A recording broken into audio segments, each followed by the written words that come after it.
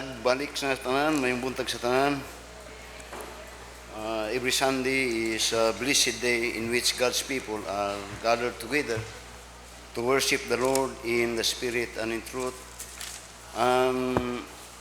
In our service, we worship the Lord in the Spirit and in truth. And I said in our service, we are learning some great truth. And this morning, I hope this may be a shocking message again because doon ay mga kamaturan o sahay yano lang kayo nga atong natanaw pero doon na day dako kayo day mga implication nga diin makahatag ka nato I pray o bag-ong perspective sa ato ang kinabuhi, particularly sa atong Kristohanong kinabuhi. Open your Bibles again with me in Psalms chapter 1. I would like to read as the emphasis of our message this morning in verse 5 to verse 6, where the Word of God says, "Therefore the ungodly shall not stand in the judgment." The choir is singing about the day of judgment. And the Word of God says, "Therefore the ungodly shall not stand in the judgment, nor sinners in the congregation of the righteous." Then in verse 6 it says, "For the Lord knoweth the way of the righteous, but the way of the ungodly shall perish." Let's bow down our heads for prayer, please. Our dear Heavenly Father, Lord, we beg of Thee, help us, Lord, that we may understand the message, and praying even, Father, for we depend upon the heavenly for the help of the Holy Spirit, that the Holy Spirit may guide us unto all truth as we endeavor, Lord, to learn from Thee and to, Lord, obey what Thou hast said in this message this morning. We pray in Jesus' name, amen. The message that I would like to share is titled, "The Righteous and the Wicked Compared." The righteous and the wicked. Oftentimes we normally and generally, when we deal with people or as we look at on people, we do not see any difference. And we say, oftentimes we heard people say, "Parihas lang yun ta. Pari-pariha lang yun ta." Now that is on the human view. But in God's view, God divided man into two kinds of man, the righteous and the wicked. Not only that He made this segregation about the kind of people that are living in this created world of God, righteous and wicked, but He compared it. He compared it. The living way of the wicked and the living way of the righteous. I said, oftentimes, murag wala lang isa to. Kay usahay, tungod siguro kay we mahadlok ta to offend others, or sometimes we do not care as far as we live mao niya mong kinabuhi, wa mi nang hilabot. But again, in the eyes of God, no. He made a gulf fix between this difference of people living in this world, the righteous and the wicked. Now, in the book of Genesis, chapter, diri sa toa para sa atong mga bisita, diri nagasimbat ni ug among pagsimba, ug atong pagsimba, of course, kadunay mong madu nga magsimba ta kay magtuon ta sa pulong sa Ginoo. Magtan-aw mo magsimba ta tungod kay doon na tay pagtulunan ug ang pagtulunan sa pulong sa Ginoo. Mo nga our church is being called Bible Baptist because we preach the Bible. If a church do not preach a Bible, now you will learn nothing about the Word of God. So here I pray you will learn something. The only thing is if you accept or not to accept it. But as far as I am concerned, you will learn, and that message this morning will haunt you for all your life. I guarantee that. In the book of Genesis, chapter 18, and verse 23 to verse 25, ganiha dito sa Psalms, ang i-compare dito sa Ginoo is about the distinction of man on regards of on the basis of God's classification, godly and ungodly. The godly and ungodly. There is a Genesis chapter 18 and in verse 23, here you will mention another definition or segregation that God had given for mankind. Then in verse 23 it says, and Abraham drew near and said, will thou also destroy the righteous and the wicked with the wicked? In effect, Abraham, when he learned that God would judge the world, at the time would judge Sodom and Gomorrah, Abraham speak to God. Then he said, will you also judge the righteous together with the wicked? That in judgment, doon ay hukman Ginoo, mga matarong o mga dautan. Then in verse 24 said, peradventure there are 50 righteous within the city. Will thou also destroy and not spare the place of the 50 righteous that are therein? Then in verse 25 says, that be far from thee to do after this manner, to slay the righteous with the wicked, and that the righteous should be as the wicked, that he far from thee. Shall not the judge of the earth do right? Speak about, again, a judgment that God will pour out to the wicked. And God said, will you judge together? Kay sunugon man sa Ginoo ang Sodom of Gomorrah. Kung sa Ginoo, imong i-appeal og sunog, ingon ni Abraham, i-appeal ni mong sunog ang mga matarong? Kung dunay 50 nga matarong anang Sodom, imo pong i-appeal sa ilaha? Then at the end God said, kung dunay na pulo, di na ako na. But the point here, di na ako na i-judge. But the point here is God is telling us the difference that there is a division of among men, the righteous and the wicked. Now, when we speak about righteous or righteous man, or sometimes holy, because righteous in the Bible later on you will find it means just, holy, and even called to be saints. Now, when umutawag tao nga matarong, usahay manimbawt atong balahibo, usahay mo question ta, umusulti ta nga, naabad ay matarong. Then we will back up that reasoning with the word, di ba kita tanan makasasala? Now, sometimes we are prone to believe thought of men without searching the truth in the Word of God. That oftentimes we accept words that are lie, but when we have proven it in the Word of God, it was truly a lie. Nga ang but pasabot, napaday matarong. Mga dautan man tatanan. Now to tell you, no. In this life and in this world and in this time, there is a distinction between man. There is righteous and there is wicked. Kay kung, now listen very carefully, kay kung walay matarong, puros dautan, way pulos ang simbahan. Ayun, reason with me. Now notice in Psalms chapter, I said in my introduction, mga shocking ni nga, labi ni nga message karon. This is the, mga everything akong ginawali, halos mga bago ni. Mga reason, you reason and open your Bible. I said, kung dawaton nato ang ginasulti sa kaludan, nga puro man tadautan, wa may matarong, then why kilpay nang laon ang simbahan? Kay ang simbahan, kung iya na sa Ginoo, simbahan na sa mga matarong.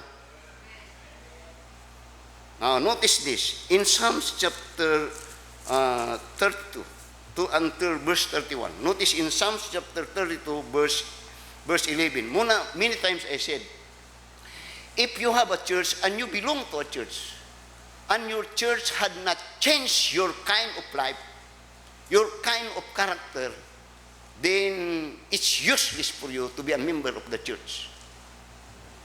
Kung di na nakapabag-o sa imong kinabuhi, way hinungdan ka ng simbahan, ug way hinungdan ang imong pagsimba. Now, these are strong words. Now, notice, in Psalms chapter 32, and in verse 10 to verse 11, notice what the Word of God says. It says, many sorrows shall be to the wicked. Then it says, but he that trusted in the Lord, mercy shall compass him about. Be glad in the Lord and rejoice, ye righteous.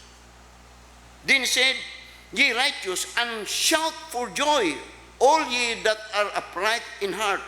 In Psalms 33 and verse 1, he said again in verse 2, rejoice in the Lord, O ye righteous, for praise is comely for the upright. Praise the Lord with harp, sing unto him with the psaltery in an instrument of ten string. What this passage teaches us? That the worship that is acceptable to God, and the only person that is right to worship God, are God's called righteous. And he called him upright. Now, ayaw mo hold on me. Dili ko nagawa diri nga dili kumuhatag og solusyon. So, because God is holy, God demands for those that will approach God to be holy, to be righteous. Muna nga ang simbahan, kung doon na may balaan nga dapit, muna nga atong ginapagbalaan, kanang balay sa Ginoo kay tapukanan na sa mga tao sa Diyos. Now, don't tell me and don't talk about people of God if you think that there is no righteous man. Now, pangutaan na, Pastor, nabay mga matarong nga tao, Pastor, di ay? Oo, na. In the Old Testament time, even in the New Testament time, and I tell you, even today, doon ay mga matarong righteous sa Biblia. Now, notice this. In Genesis chapter 6. Genesis chapter 6. Notice in verse 5 to verse 9. In Genesis chapter 6 and in verse 5 to verse 9, after that the world is being populated by men, as God so command with men that they are to produce and to repopulate the world. This what had happened in the early world. Ngunya sa Genesis chapter 6 verse 5 niya, and God saw the wickedness of man. The wickedness. God saw the wickedness of man was great in the earth, and that every imagination of the thoughts of his heart was only evil continually. Notice how God described that kind of mentality of a wicked man. He said, and God saw the wickedness of man was great in the earth, and that every imagination of the thought of his heart was only evil continually. Dinya, and it repented the Lord that he had made man on the earth, and it grieved him at his heart. And the Lord said, I will destroy man whom I have created from the face of the earth, both man and beast, and the creeping thing, and the fowls of the air, for it repented me that I have made them. In effect, God halos magbag-ong huna-huna sa Ginoo sa iyang paghimo og tao, tungod kay sa diyang gihimo niyang tao, ang purpose sa Ginoo nga mahimong mga tao nga mga Dios noon, dunay mga tao nga mga maayong mga tao. But as a result, dili mao, ang mananghimong produkto is they are being wicked, that their imagination is only evil, that it repented God, anong nagbuhat-buhat pa man kog tao. So, which means that it breaks the heart of the Holy God. So, in verse 8 to verse 9, now notice in verse 8 to verse 9. Unya, but Noah found grace in the eyes of the Lord. These are the generation of Noah. Noah was a just man and perfect in generation, and Noah walked with God. I said, I said a while ago, kasiguran magsulti ta nga, wa may matarong, oy. Tanan man makasasala. Dili. Dunay matarong. In the time before the flood, there was a righteous man.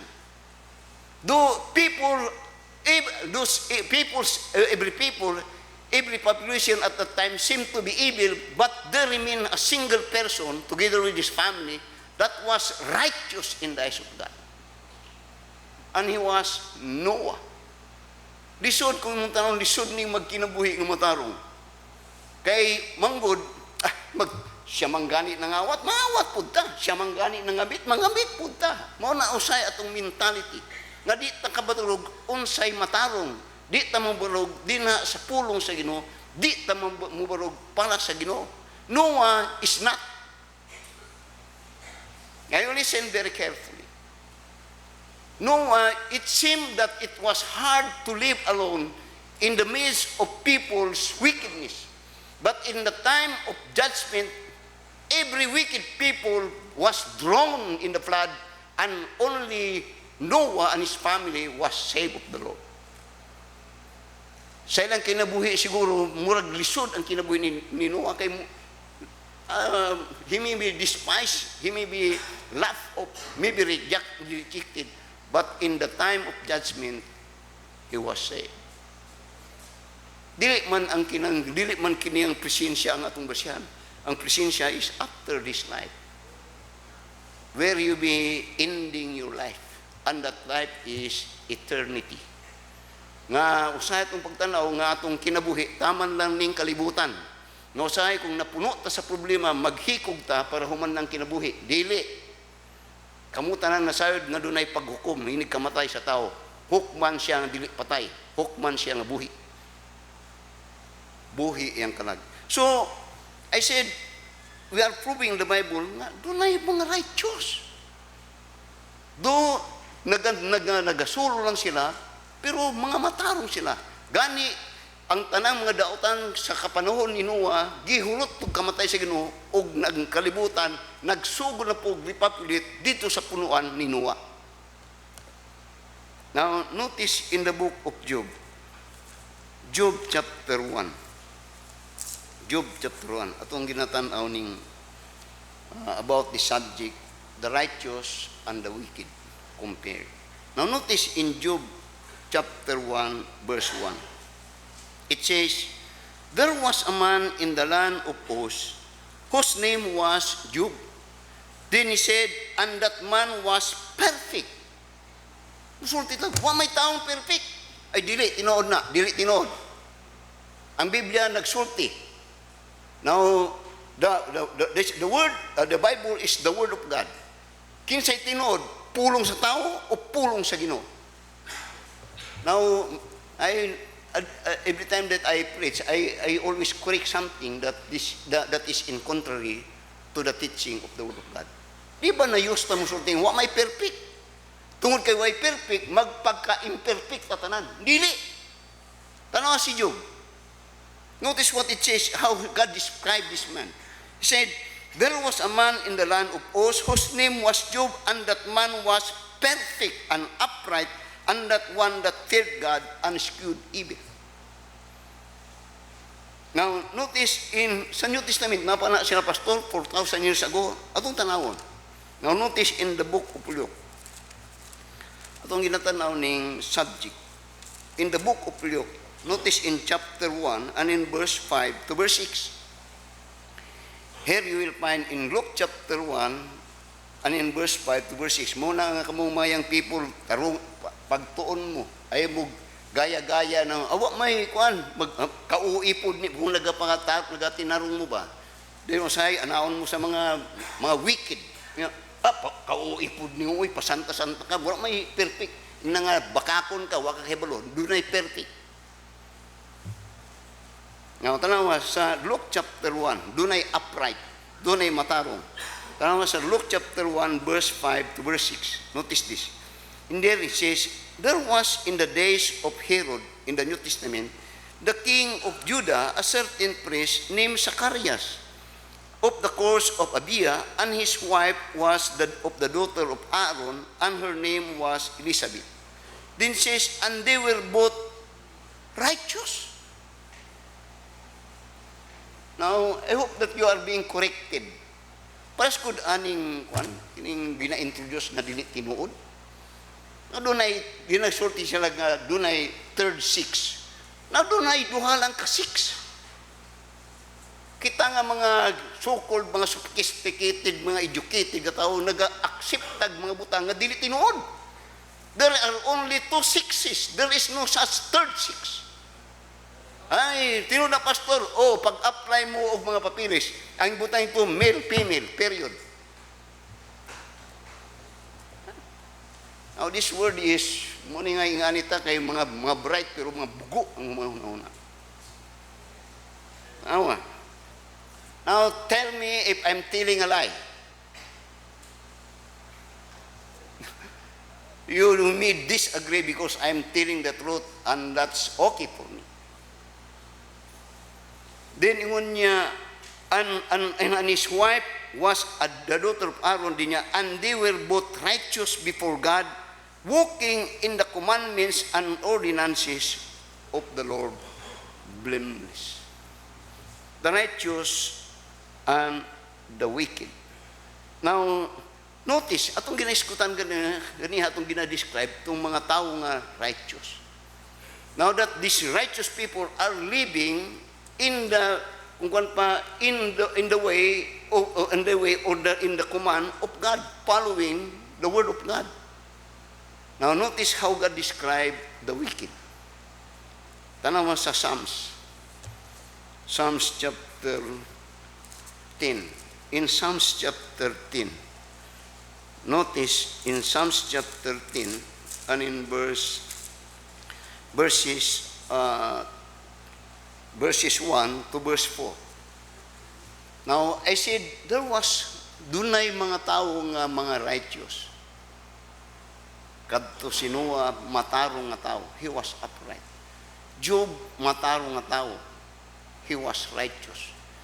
Elizabeth and his wife, Zacharias, they were righteous. They even were described perfect. Now, notice what the word of God says about also the wicked.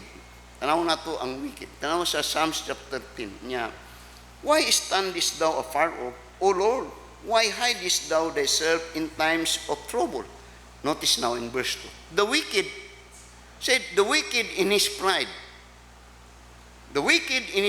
that persecute the poor, let them be taken in the devices that they have imagined. For the wicked boasteth of his heart's desire, and blesseth the covetous, whom the Lord abhorreth.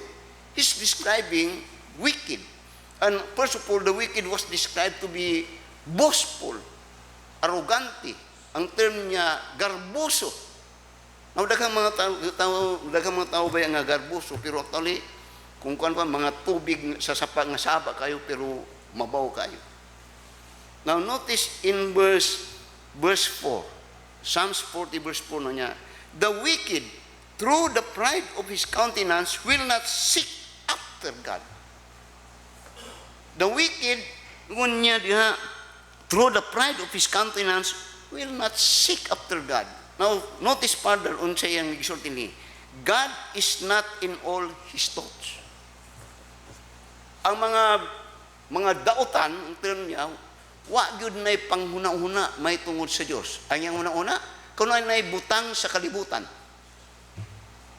Nga in the book of Romans gitudlo dito nga after that they had known God, they rejected God and served the creation more than the creator.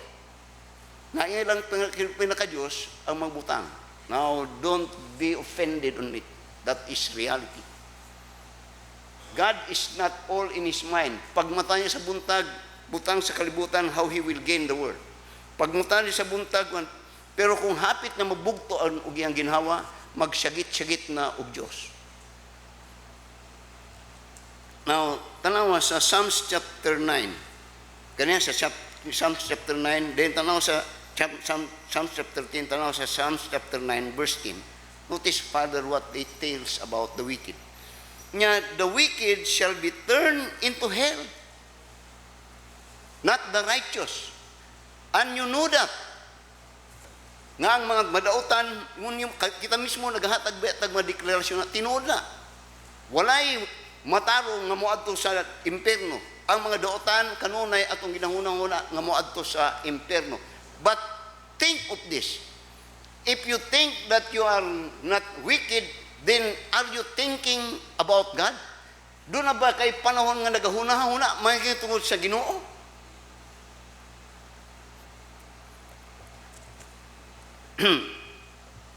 Now, notice in Matthew chapter 13, in the book of Matthew chapter 13. Notice in verse 47 to verse notice in verse 47 to verse 49.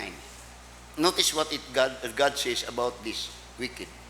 Yung niya sa Psalms chapter 13 verse 47 said, "Again, the kingdom of heaven is like unto a net that was cast into the sea and gathered of every kind, which when it was full, they drew to shore and sat down and gathered the good into the vessel, but cast the bad away.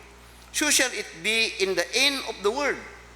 The angels shall come forth and sever the wicked from among the just, and shall cast them into the furnace of fire. There shall be wailing and gnashing of teeth."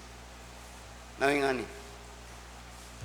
Kumon sa toa o kita mismo kay buluta nga ang mga dautan paggahukman ug masakiton dito sa kalayo nga nagadiraab nga way pagkapalong. Impierno. Kay bulubaya tatanan. So think about that. Where do you belong? Righteous or wicked? O kay balong mo tanan nga ang muadtog langit kadto lang mga matarong. Pero ang problema karon, bisag kay balong mo na ang problema karon na butaan ta sa pagtuo nga way makahibalo samtang buhi pa nga ikaw o ako maadtog langit. Magit ninyo, am I talking right? Akong balikon. Sayod tatanan, every man knows that the wicked will go to hell to suffer. And also we know that only the righteous will go to heaven. But the problem is, we are taught to believe that there is no person alive will know that he will go to heaven when he die. Kaya atong pagtanaw, wa pa'y mahibalo kung ang tao, samtang buhi siya, moadto siya langit o moadto impierno. The answer is, that's false. You will never go to Davao if you do not know Davao. Kung musakay kag sakyanan moadtog Manila, kay balo ka moadto kag Manila. Kay by the time nga kuha kag ticket, buang destination nimo Manila, Manila nga ticket imong kuhaon. Ay kung moadto ka, sakay kag eroplano unya pangutan asa ka moadto sir? Awa ko kay balo. Uy, wa kay hinangdan nga pasahero. Di mi makahatod nimo. Look at that. Magit ninyo, pandaran yung mahuna-huna. Kay there are some lies that become true to you, but still lie for me. Sakay ka og batsilo. Unya, pangutanon kag asa ka padulong. Di ka mo, ako kay balo, sir. Ambot lang kung unsaon ka sa konduktor. Think about that. Now I said, in the Bible, we have known very clearly, vividly, that there are people that are alive and God called them righteous. They were righteous. They were still alive. So that when they die, it is sure that they are in heaven. Do you believe that? Si Noah, asa si Noah karon? Kay balota, nga to siya sa langit. Kay buhi pa siya, matarong siya. So the question now is, You follow me? So the question now is, how this man, or how could we be righteous? Now you see, the Bible tells us that all are sinners because Adam was a sinner. But it doesn't mean that because all are sinners, that there is no hope for us to be righteous. So the question is, how man could be righteous? Muna'y guwapo. Now notice, in the book of Genesis, in Genesis chapter 16 at chapter 15, notice in verse 4, particularly in verse 6. Muna din sa atong simbahan, Biblia gyud kay pulong sa Ginoo. Dili kay sige balik-balik nga Ave Maria Purisima, walay mahitabo ninyo diha, manigulang mo kana lang mo taman. Wala mo'y mahibuan kamatuoran, gani way Biblia. I'm sorry ulit. Now, tanawa sa Genesis chapter 15, verse 4 to verse 6. The word of God says, "And behold, the word of the Lord came unto him." This time, ang scenario ani is that Abraham is considering his life and the future of his inheritance. And then this time, wala siya anak. Mutuingon niya sa Ginoo, what value is all my labor and what value is this wealth, that after this, who will inherit it? Then, in verse 4, it says, "And the word of the Lord, and behold, the word of the Lord came unto him, saying, This shall not be thine heir, but he that shall come forth out of thine bowels shall be thine heir. And he brought him forth abroad, and said, Look now toward heaven until the stars, if thou be able to number them. And he said unto them, So shall thy seed be." Then in verse 6, it says, "And he believed in the Lord, and he counted it to him for righteousness." Now, have you not been taught that the father of faith is Abraham? We are taught that Abraham was the father of faith. And this is the foundation of that teaching. Nga si Abraham nakapamati sa pulong sa Ginoo. O dala sa pulong sa Ginoo saan? Ingon ni Abraham, ang manunod ani kining anak ni kining Eliezer, kini akong katabang. Nung sa Ginoo dili nakakita ka Abraham anang kabituunan. Ingana kadaghan ang imong kaliwatan. That was the promise of God. Then what Abraham did, he believed God. He believed the promise of God. Even at that time, he was 75 years old. And when he believed God, meaning to say, he accepted what God said. And what God did niya, and God, and he believed the Lord, and he counted it for him for righteousness. So you will find here the word righteousness, counted righteousness. That at that time, it means that when Abraham believed God, God in return put to him God's righteousness. It was because of his faith that Abraham was made righteous to God. Notice the word believe. Nawingani, pamati gyud mong mayo. Now, daghang mga tao nga kung maghiskot og pagkamatarong, umahimong matarong, ang ilang ginatan-aw nga muhimo sila butang nga pakapahimot sa Ginoo para dawaton ni sa Ginoo nga pagkamatarong. Og ang kasagaran nini atong gisulti nga maningkamot ko pagkamatarong nga ang but pasubot nga mutsuman ko sa kasuguan para ko matarong.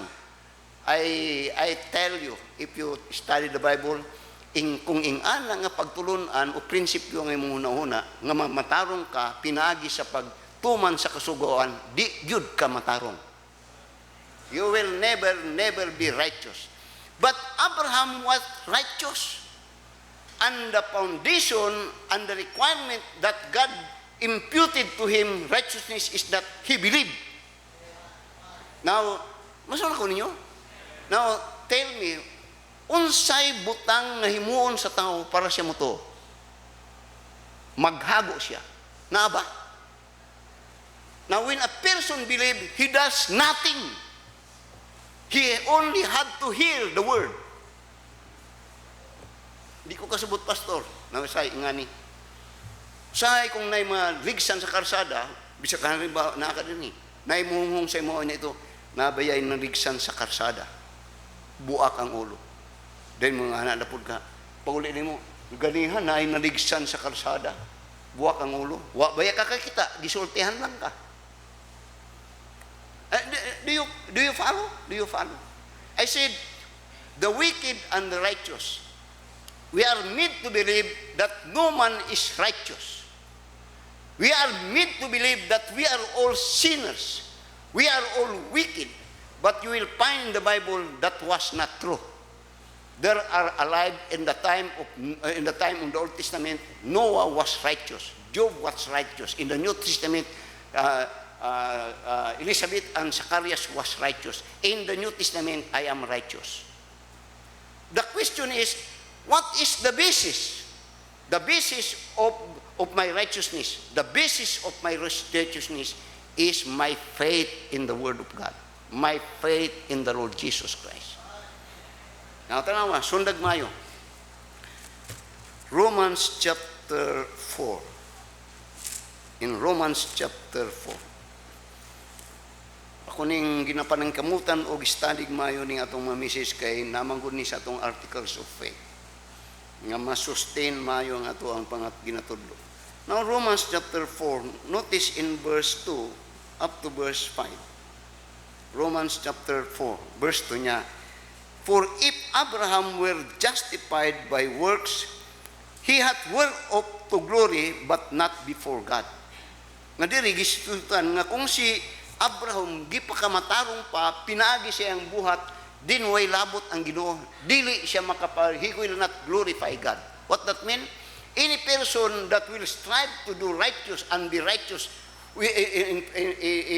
in fulfilling the law, din dili siya, wala na labot ang Ginoo. Nahimo siyang pagkamatarong siya ang paningkamutan, pero wala yung maka-attend niya na. No one. Now, unsay but nimong pasubot, pastor? Now, tanawa yung kagalingon kung nakatuman mo sa katsuguan sa inyong edad na karon. Now, but here's in verse 4 to ingon niya karon. For if Abraham were justified by works, he hath whereof to glory, but not before God. Di niya, for what saith the scripture, Abraham believed God, and it was counted unto him for righteousness. Now notice the word, and he believed God. Do you believe God? Nakatuo ka ba Diyos? Now, gunitin yung mayo na, kay halos tanang tao, musultig nagtuog Diyos. Pari-pariha ta. Pero nganong nagkalain-lain man tag sikta?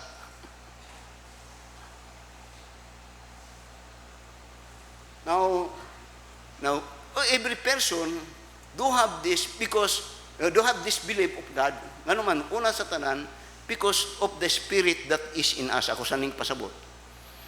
That man is a tripartite being having flesh, kining unod, dunay soul, kining seat of motion og spirit. That spirit that is man, make man, every man, conscious that there is God. But the truth, the fact is, ang problema, is that the true God? Now, follow me. Now, daghang tao nga magsultig, nagtuog Diyos. Pero pangutan nagasimba pa kag Diyos? Nagasimba ka ba? Naay mindset nga na Diyos, pero wala siya regard sa pagsimba sa Diyos. Many times I said when I make my visitation before, I visit ko sa karon. Akong last nga ending ako, nagtuog kag Diyos, sir. Oh, simba ta, sir. Na-busy ba kayo taron? Among negosyo. Now you see, when a man knows God, the next thing that he will do is to worship that God. Kunitig yung mayo. Kaya daghang nagasulti nga tukog Diyos, pero walay simba-simba.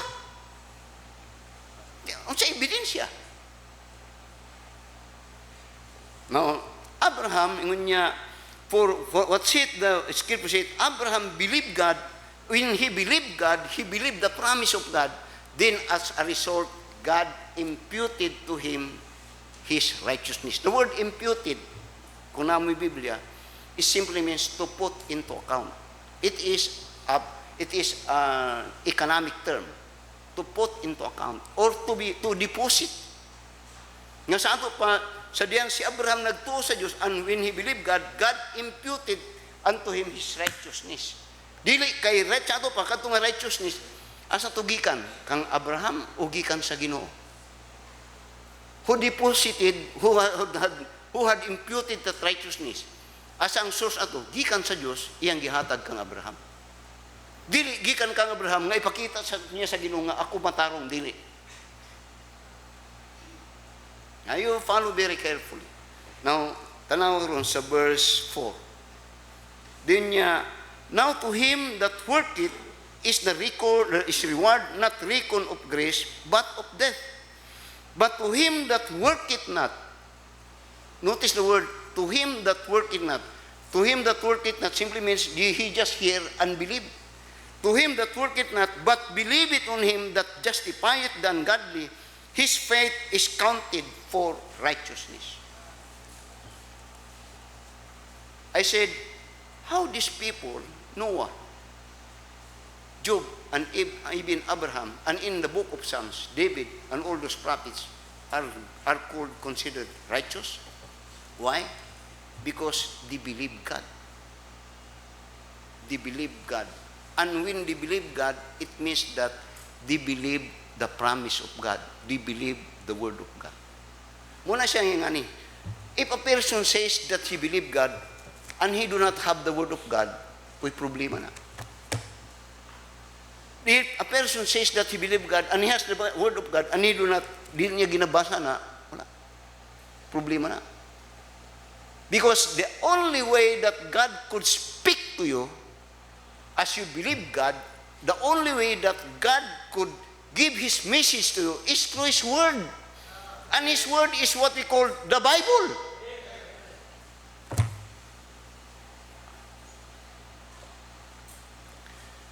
There is no other way. Many times and oftentimes we are made to believe again na kung nakig-istorya lang unta ang Ginoo sa kuha, wapo gyud kayo, di ba? Nami gyud kayo. Di gyud na mahitabo. Iyang pulong gibilin mo ni ang makig-istorya sa imo. Iyang pulong. Muna siya magtuunta sa pulong sa Dios. Asang pulong sa Dios? Biblia. So, he believed the Lord and it counted. Notice, Acts again, Romans, chapter 4. Balik. Now, don't get me wrong. I'm helping you to learn truth that by faith you will be like Abraham. Because the kind of faith that Abraham was righteous is God's requirement for us also to be righteous. Ano sa mga buto yung pastor? Si Abraham ang father of faith. Now, tanawa, sa Romans, sa Galatians chapter, notice in Galatians chapter 3. Galatians chapter 3. Notice in verse 6 to verse 9.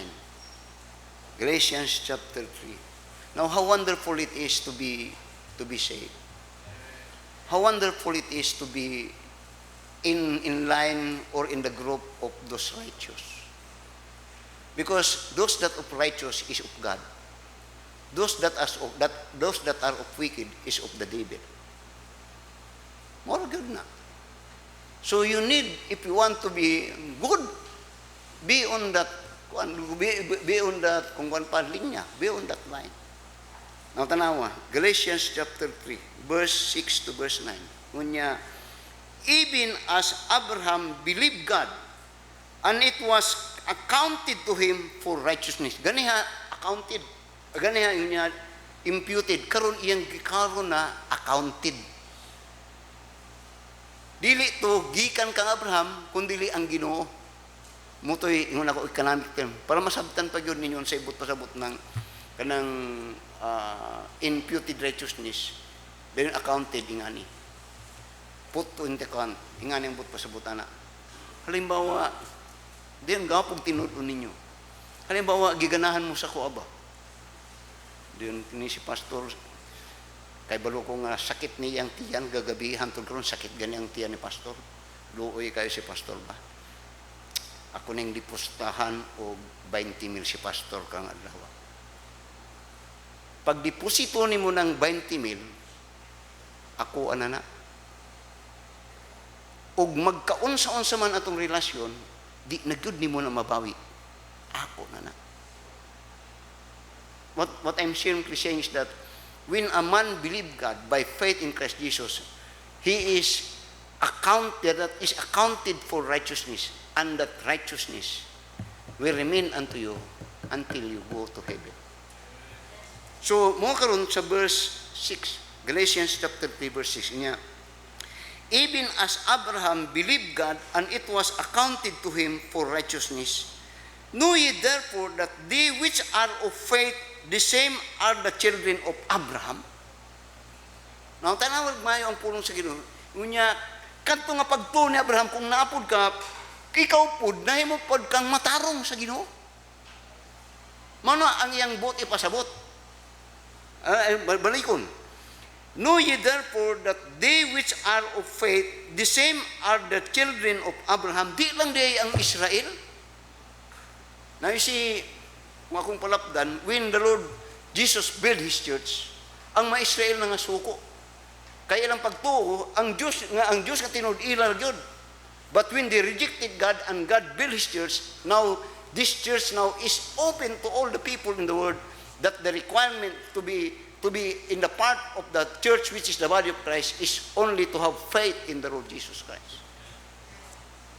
So karon ingon niya, yun niya, and the scripture foreseeing that God would justify the heathen, that is the Gentiles, that is us, through faith, preached before the gospel unto Abraham, saying, in thee shall all nations be blessed. So then they which be of faith are blessed with faithful Abraham. Pangutana, si Abraham, kuan ba siya? Righteous ba siya? Diyon, pangutana po, si Abraham, namatay, siya ang pagkamatay, gitimbang-timbang ba't po siya? Unya, gibutang sa langit? Wala. Buhi pa siya, because buhi lang po ang makadungog og mayong balita. Ug iyang gitungan ang pulong sa Ginoo, and what had happened, God imputed to him that righteousness. And that righteousness, it was imputed because he had faith in God. And this time, the promise that God had given to Abraham in the New Testament was fulfilled, and that promise of blessing is the coming of the Lord Jesus Christ, who died for the sin of the world. That Christ, in effect, when He came here, He died for our sin. He is our substitute. Kakaroon kung mutuo ka nga, ikaw makasasala, ako makasasala, unya mutuo ka nga, ang kamatayon ni Kristo, bayad sa imong sala, mean to say, siya ang namatay para sa imong sala, and if you believe that, then God will declare you righteous. Not on the merit of your good works. Not. Galatians chapter 2 and in verse 16. Galatians chapter 2, how wonderful it is to be saved. Because to be saved simply means that you are righteous before God. To be saved simply means that your sins are forgiven. That because your sins are forgiven, the Bible says, your sin is washed by the blood of Christ. Now, tanaw sa Galatians chapter 2, verse 16. Ngunya, knowing that a man is not justified by the works of the law, but by the faith of Jesus Christ. Even we have believed in Jesus Christ, that we might be justified by the faith of Christ, and not by the works of the law, for by the works of the law shall no flesh be justified. Kaklaro ba kayo, ana? Kanang sulting maning kamot pa ko, ingon niya, by the works of the law, wala, jud ka mahimong righteous. Mahimo kang matarong sa pagtuo sa gibuhat ni Kristo dito sa krus sa Kalbaryo. Ang giyang gibuhat, Siya ang namatay para sa inyo. Now, I'm going to close. I'm not feeling well. Ang tanawa unsay gisulti ni Apostle Pablo. Now, by the way, do you know Apostle Paul? Now, si Apostle Paul ang pinakabantugan nga apostol o tao sa Ginoo. Wa pa siya namatay na kay balon siya nga ning adto siya langit. Wa pa siya namatay kay balon siya nga siya matarong. Kay balon siya. Now, tanawa. O kay balon po. Now, I'm going to what my driving point also, if you are Christian, akong ginadukdok sa imong hunahuna that you are a son of God, therefore you are righteous. Tanawa, nya, taas ni nga, ano ba, makasala, makasala pa man ko, pastor, makasala ka. But if you are saved, you are the son of God. Yun sa John 1:12. But as many as receive Him, to them give He power to become the sons of God, even to them that believe on His name. But as many as receive Him, to them give He power to become the sons of God. Everyone that receive Christ as their Savior, God declares him to be the Son of God. Now, if you're your son, you are son forever. Ako nang gina-explain. Kamong mga ginikanan, kay balo mo, nga doon na mo yung mga anak. Kanang inyong anak, nag-bear na siyang apelido. Makasala na siya, pero anak lang yapon na ninyo siya. Because of that established relationship. Ang makadaot lang kung magmusuway siya o magkasala siya sa mga madaot ang inyong relationship. Madaot inyong fellowship. Di kaganahan siya, pero bisan pag di kaganahan siya, nagpabilin nga imugyapon siya. Now, tanawa sa 2 Corinthians chapter 5, verse 21. Look at what Apostle Paul tells us about this relationship. Ngunya, for he hath made him, notice this, for he hath made him to be sin for us who knew no sin. Who is that? Jesus Christ. He was sin for us. Who is sinless niya? That we might be made the righteousness of God in Him. That in effect, the Word of God tells us, nga si Kristo ang nahimong nagdala sa atong sala, gipakasadaan, ngibisan wa siya sala, siya ang ransang sa krus sa Kalbaryo, nga dili wala siya sala, nga pinaagi nila na as our substitute, karon nahimo tang matarong, dili pinaagi sa ato, kundi pinaagi sa iya. Basahan ninyo ang 2 Corinthians chapter 5, verse 21, balik.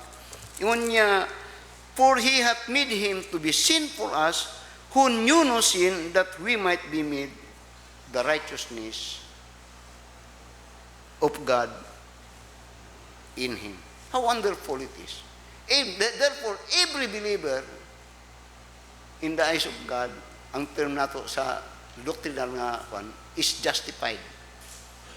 Or every believer of Christ, ang buot pasabot niya, are declared righteous before God. Have you heard me say that the worship, the true worship that is acceptable of God is the worship of the righteous? Ningdog atong balihibo. Now, if you are saved, you are righteous. God declares you to be righteous. That righteousness is not what you are. That righteousness is because of your faith in the Lord Jesus Christ. And that righteousness, dili na gikan si mo, gikan sa Ginoo. Tanawa, 2 verse mo, Romans chapter 3. Romans chapter 3, verse 21 to verse 20. Ingon niya, Romans chapter 3, verse 21 to verse 22. Notice this niya, but now the righteousness of God without the law is manifested, being witnessed by the law and the prophets. Notice the word, the righteousness of God. Kung sa ibot pasabot na, dili na imo. Kana, gikan, iya na sa Ginoo nga pagkamatarong. Din tanaw sa verse 22. Even the righteousness of God, which is by faith of Jesus Christ, unto all and upon all them that believe, there is no difference. That this righteousness, which is the righteousness of God, is for everyone. God will give this to everyone. The only one qualification is trust God. Believe the Lord Jesus Christ. And now, lastly, and we will close, I guarantee, Philippians chapter 3, and in verse 9. Philippians chapter 3, and in verse 9. Tanawon sa iyang gisulti.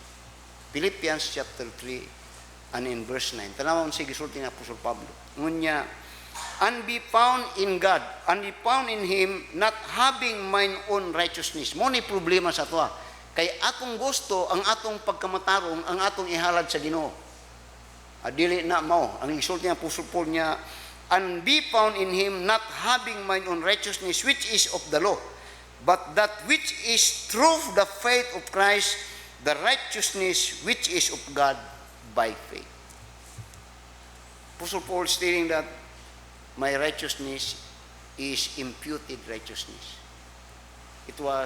I received it when I believed the Lord Jesus Christ. Muna nga, ang kaluwasan, muni. Ephesians chapter 2, verse 9. Muni. For by grace are ye saved through faith. It is the gift of God, not of works, lest any man should boast. Bisag unsa nimo ka makasasala, bisag unsa nimo pagkadautan sa imong pagtanaw, tuway sa Kristo. Believe the Lord Jesus Christ. He will forgive you. He will save you. And when you do that by faith, I believe the Lord Jesus Christ, I will receive Him. He will put His righteousness to you. Muna siya nga samtang buhi pa, kay baluta, nga mo adto taglang, I know when I die, I go to heaven. I know that. Why? Because I have my Savior. And He is the Savior. Di ka makasulti nga makagamit tong pulong Savior kung wala to'y epekto. You could only make use of the word Savior when He had saved you. If not, di na mo. And thou shalt call His name Jesus, for He shall save them from their sin. Let us all stand up and let us pray. Our dear Heavenly Father, Lord, salamat sa pahinumdum diha sa mong pulong. That in this word, right from the beginning until the end, there is distinction among men, the righteous and the wicked. And the righteous is bound to heaven, while the wicked is bound to hell. But the good thing is, though we are sinner, but the good thing, the payment of our sin is being paid for through the death of Jesus Christ on the cross of Calvary. That the forgiveness of sin will be effected to those that will confess, believe, and receive Christ as the Savior. And Abraham believed God. As a result, God imputed His righteousness to Abraham. Abraham did nothing but believe what God had said. And when God said in John chapter 14 and in verse 6, Jesus said, I am the way, the truth, and the life. No man cometh unto the Father but by Jesus Christ alone. Then by faith, help us to believe Jesus, because He is the one that died for the sin of the world. Lord, touch the heart of these people, even those that are saved or those that are not saved among us. Help them, give them the grace of their repentance, that their coming would be a joyful one in heaven, because they have received the gift of God. It is always a joyful feeling for every man when they give and that gift was being received joyfully. It really pleased our hearts. Lord, tabang yung tagusa. Bless us, you've been blessing the messages in this pulpit, I pray in Jesus' name. Amen. Let me ask before you come forward. Have you in your lifetime said, yes, I believe the Lord Jesus Christ, and I will receive Him as my Savior? Do that by faith. And when he believed God, God will impute to him His righteousness. There is no other way that you will be saved. It is only by faith of what God had done on the cross, and that is Christ had suffered and died. Come as we sing our invitation song.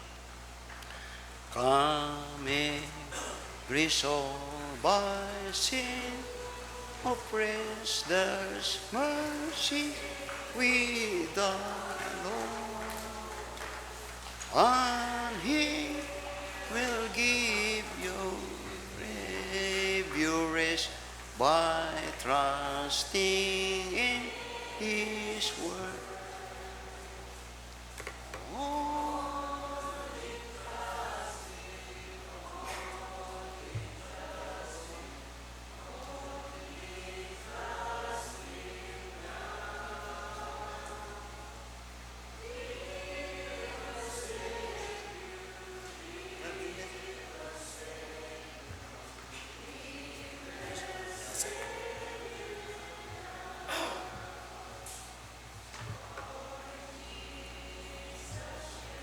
His precious blood raised blessings to bestow. Into the crimson flood that washes white as snow. Only trust Him, only trust Him, only trust Him now. He will save you, He will save you, He will. Before we sing the next verse, now, if you say, you think that you have received Christ as Savior and you are not yet baptized, be baptized. Be baptized. This is muna ang struggle sa uban. Don't be ashamed to show your faith in God. As we sing the second verse. Yes, Jesus Christ, the throne, the way that leads you into rest. Believe in Him without delay, and you are fully blessed. He only trusts Him, only trusts Him, only trust Him now. He will save you, He will save you, He will save you now. Come then and join this holy band, and on to glory go, to dwell in that celestial land where joys immortal flow. Only trust Him, only trust Him, only trust Him now. He will save you, He will save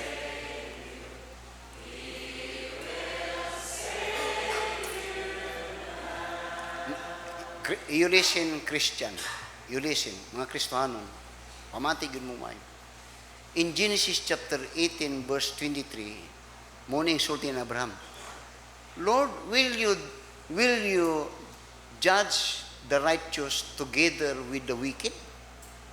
Unya, Lord, imo maghok man ang matarong uban ang mga dautan? Pangutanon ta mo, kinsay pasabot ni Abraham ni adtong righteous? Kailan mo? Silat tong righteous. Para may balo mo nga, di ko ngayon pastor kan, if you have believed and received Christ, remember Lot. Moto ang gikumbati ni Abraham. Lord, imo bang sunugon ang matarong uban sa daotan? Nung sa Ginoo dili. Kabirlo mo kung kinsa to? Silat. Now, kung kauban mo nilat ka na to, masulti mo nga, silat sunog ni Atil. Dili. Lot was a righteous. Tanawa sa 2 Peter. Lot was declared righteous.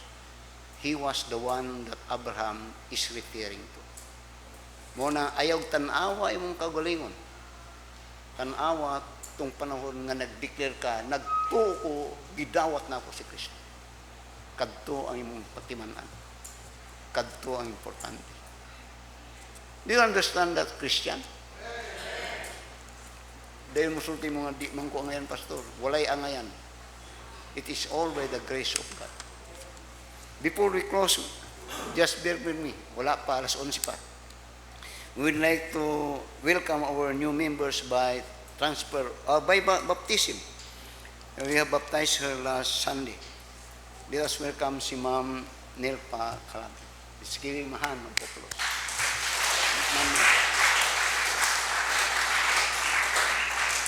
Now, muna nga, magtuon ta ba? Magtuon ta. Kaya usahay, sige lang, mugtanaw sa imong kaugalingon. Muna, di mo usad inyong pagkakristohan. Abraham said, will you destroy the righteous together with the wicked? Yung dili. Kinsa to? Sila.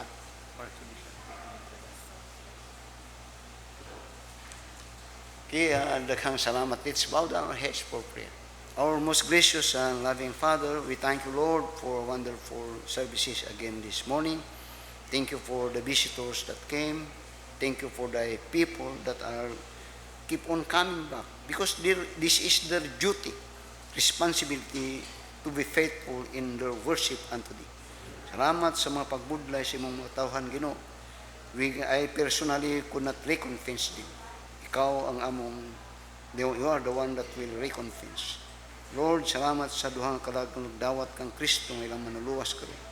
And I pray for those that are not yet. Lord, be merciful. Give them the grace of repentance and faith that they need, that they may be saved. Salvation is a present position. Help them to Lord, receive it now. Lord, salamat for each one. Bless them. And may your protection be upon them as we return back home. Thank you for our visitors. This is our prayer in Jesus' name. Amen. Salamat.